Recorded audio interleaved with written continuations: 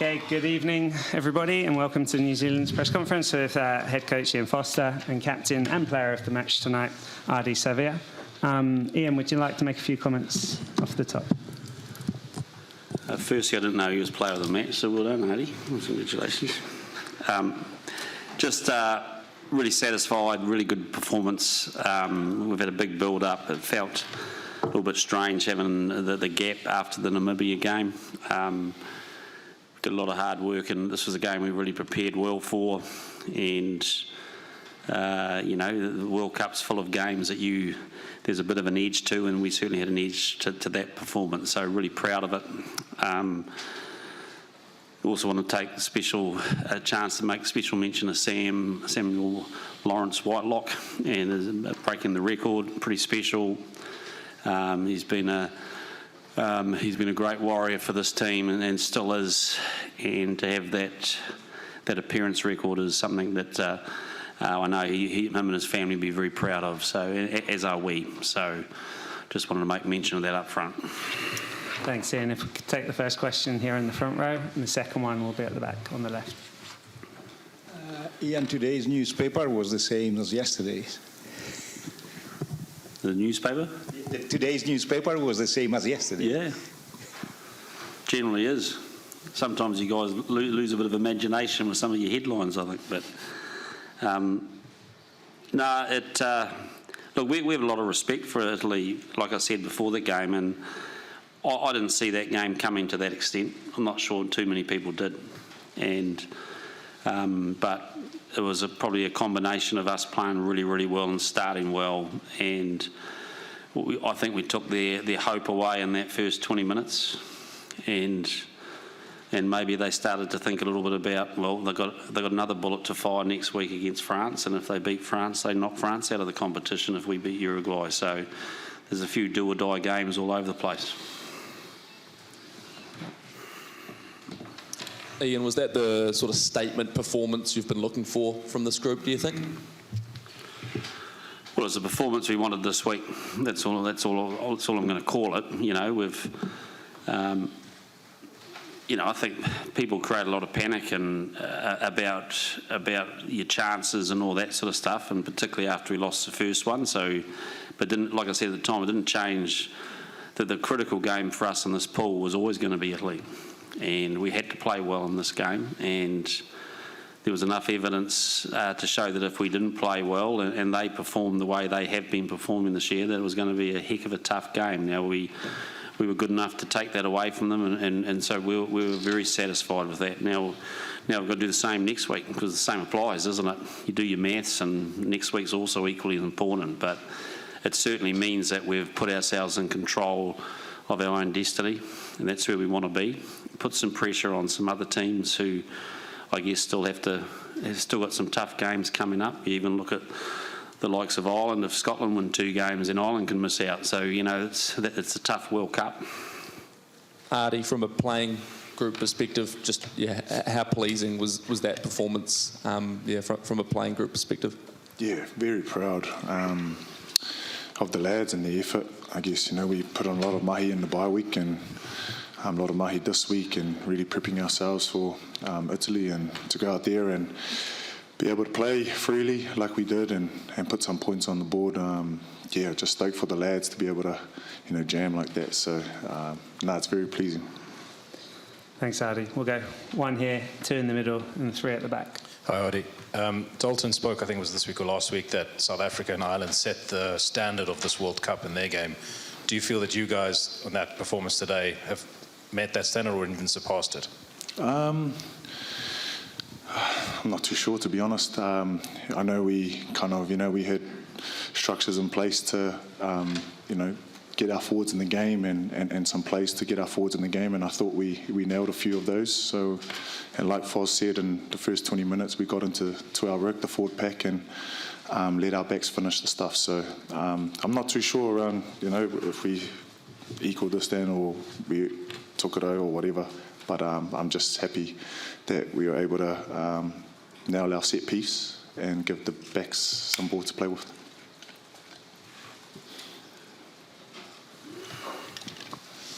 RD, I'm not so acquainted with Haka culture and meaning, but just wanted to ask you what was the reasoning behind the choice of performing Kamate instead of Kapaopango that you chose against Namibia? Yeah, Aaron Smith, Nug, he's Haka, and he made the call to do the kamate around respecting our Māori battalion that fought, I think in Italy? Yeah, Monte Cassino. Monte Cassino, and we just wanted to honour them and pay respects. That's the reasoning around our kamate. Right at the back. Hey, Ian, can you just talk about the man to your left and his performance tonight? I know you said when we got player of the match, but a couple of tries, a couple of try assists. Yeah, no, he went pretty good. And that's kind of what I expect out of him, to be fair. But look, he's a special man. He leads the team well, and you know it's and the boys follow him, so you can't ask for much more. So, and again, I know that. Look, when we can give Artie a platform to play, and when we can get him going forward, and he can get that linking game and that carry game going, then that's his element. So delighted for him. And just on the discipline, I think first game in 3 or 4 where you haven't conceded a card, but also the penalty count went your way as well tonight. How pleasing is that to tick that box? Yeah, it was a big focus. I'll probably use the word accuracy a little bit more than discipline. You know, I think it's a matter of being accurate in your technique and stuff that you do nowadays. And I thought we were really good in the first half. I thought we were poor for 10 minutes after half time, which was frustrating. And that let Italy back into the game, you know, from a playing momentum side, perhaps not on the scoreboard, but and then I thought we settled down and went and finished the game strong in that aspect. So, you know, it wasn't perfect, but it was a big step forward. Just in the middle there. Yep. And then second one will be here in the front. Hey, Ian, Sheree here from the New Zealand Herald. Speaking of headlines before, I saw a few on this side of the world saying this week that the All Blacks had lost their aura. Do you feel like a performance like tonight proves that you haven't? Oh, I don't know. I'll leave that to the people who write the headlines. Like we just got to take the challenges in front of us. Like I said, it's you know, the World Cup sort of felt strange sitting on the sidelines for the last 2 weeks while things were happening, and seemed the longer that we weren't playing, the worse we got, if you read the media. But funny enough, we kind of believe in what we're doing. When your team scores 96 points, it's hard to say your team was challenged or tested. Probably the same going to be in the next game, so you kind of enter the playoffs without really being tested after France. Do you know where your team is in relevance to what the standards that were mentioned before? Yeah, a good question. In rugby, you got to deal with the challenges that you've got, and the trouble is if you win with a big scoreline, people think there's no value in it. Well, the value was been massive for us because we put ourselves under pressure the last 10 days for that performance. We knew we had to, and we didn't want to give Italy a chance, and we respected them enough to know that we had to be in the house. So what we've learned is that if we're really focused on our preparation and we get it right and we figure out the challenge in front of us, that we can play good rugby. Now, you know, it's you look at the South African and Ireland game, and it was a very different game of rugby. You know, the ball and play was there for 27 minutes and in the whole game. So very stop-start game, very physical, very combative, whereas you saw a different spectacle tonight. And probably at some point the world's got to decide which game they'd rather watch. Yeah, back here. And then number 2 on the left. Ari, you said in the past days you expected a very tough and physical battle, but it didn't look like that from the stands. And some tries they said they considered were very soft. Did you have that feeling on the pitch? Against Italy, just tonight. Look, we throughout the week we do our analysis, and we always try and find opportunities and areas to attack. And some of the moves that we put in place, we nailed it, and we scored a few tries off it. So whether or not you can say it was easy or not, we had a plan and we executed it. Okay, 1 and then 2 and 3. And that'll be all we have time for. Ian, did it annoy you that people were not talking about the All Blacks and that words like Ireland would prefer to play you than France? Did that, I know earlier in the week you didn't want to answer that, but it seems like it got under your skin. No, not at all.